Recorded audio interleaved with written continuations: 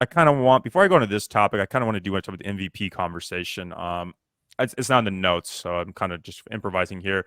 So, according to sports betting, Brock Purdy is the favorite to win the NFL MVP.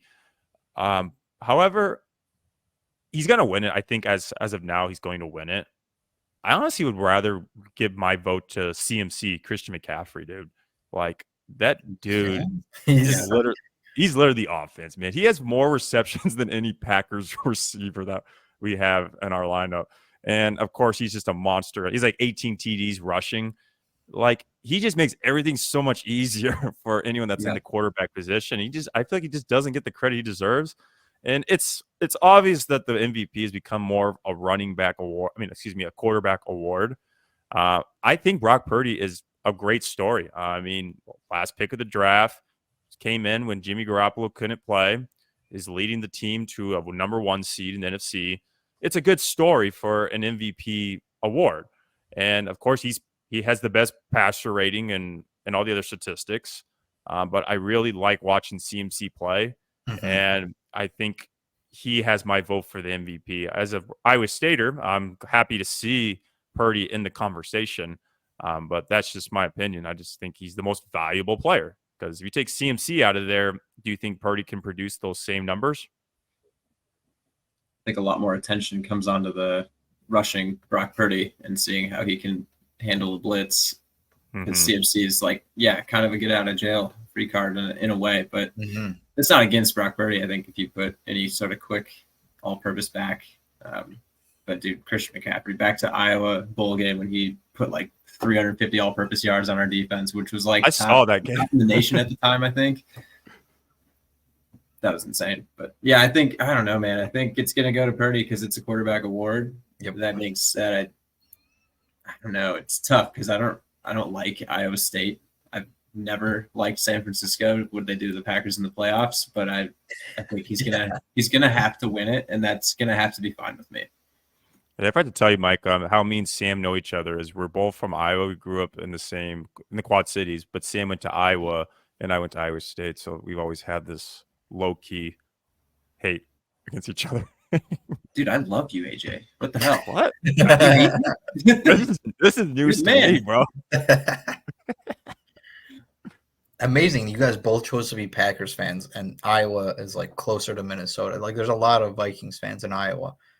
Maybe it's just because the Packers have been historically better, but unfortunately, I think the state of Iowa is being overthrown by KC fans now. Yeah, I see. I can see that. 100%. Yeah, I have a few KC fans, friends that are cheering for them, and hey, they're not doing great this year, though. I genuinely don't think they're that good. It's like fun you always to see the them. Chiefs playing, and you're like, yeah, but they'll get it figured out when it matters. I don't think they are. Yeah, this might be one of those years they don't get it figured out, which is going to be weird to say, but AFC looks pretty open. Yeah, I agree. Even Miami was supposed to, I thought Miami was going to be the runaway, but not even they're looking a little sloppy too. So it is interesting to watch the AFC this year. And I have nothing against.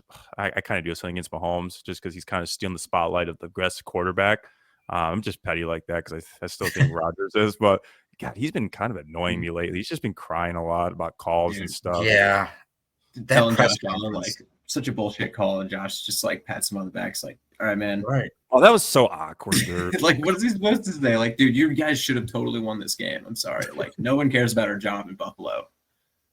Yep. If I were Josh, I would have been like, hey, remember I didn't get the ball back in that overtime game? Exactly. And he's the Bills have had a rougher year too, and he's not like obviously he's not like ecstatic about it, but he's also not like blaming it on the refs or something. Like they came out as an organization was like, yeah, it was the refs' fault, and then everyone's showing them Kadarius Toney with a foot over the line. Like at some point, you guys say, hey, we're wrong, we're gonna fix it.